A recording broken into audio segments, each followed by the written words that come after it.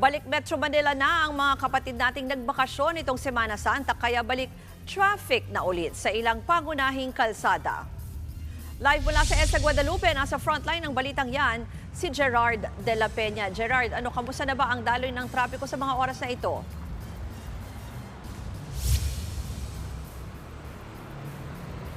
Alam mo, Ruth, dito sa northbound lane ng EDSA Guadalupe, medyo light to moderate pa ang daloy ng mga sakyan. Pero dito sa southbound lane naman ay may konting pagsisikip na. At alam mo, Ruth, mukhang ganito sa maraming bahagi ng Metro Manila ngayon dahil nagbalikan na nga yung mga nagbakasyon sa mga probinsya nitong Semana Santa. Katunayan yan ay napuno na nga ng mga pasahero yung mga bus terminal, partikular na yung mga terminal ng bus dyan sa bandang Pasay.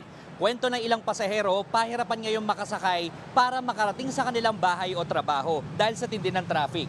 Para naman masigurong may masasakyan ng mga pasahero at maiwasan ang pangi-snab ng mga pampublikong sasakyan, pumwesto ang mga operatiba ng Land Transportation Office sa Pasay. Pinara nila ang mga taxi na tumatangging magsakay ng mga pasahero.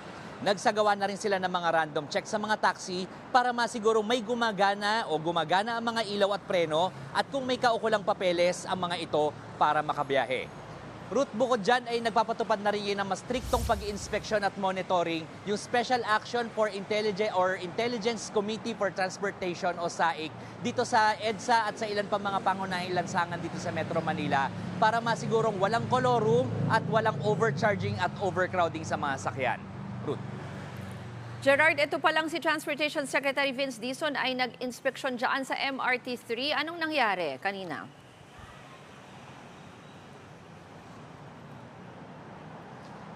Alam mo, Ruth, ang isa sa mga observation ni Secretary Vince Dizon kaninang umaga, parang nabawasan yung pagpila ng mga pasahero dyan sa MRT. Kasi ngayong araw, yung unang araw ng pagpapatupad nila, nung pagkakaroon ng 4-car train configuration sa MRT. Ibig sabihin nito, sa halip na 3 bagon lamang, ay merong 4 na bagon sa isang train set. So right now, merong bumabiyahe na 20 na train sets at 3 doon ay 4 ang bagon sa halip na 3 lamang. At ito ay pinapatupad tuwing peak hours. So that's 7 to 9 a.m. at 5 to 7 p.m. At Ruth, bukod dyan, ay nauna na rin sinabi ng DOTR na pinag-aaralan nila yung pagtatanggal ng mga X-ray scanner sa mga pagpasok ng mga istasyon para nga maiwasan itong pagkakaroon ng mahabang pila ng mga pasahero sa MRT. Ruth. Yan po ang Express Report ni Gerard de la Peña. Mga kapatid, ako po si Ruth Cabal.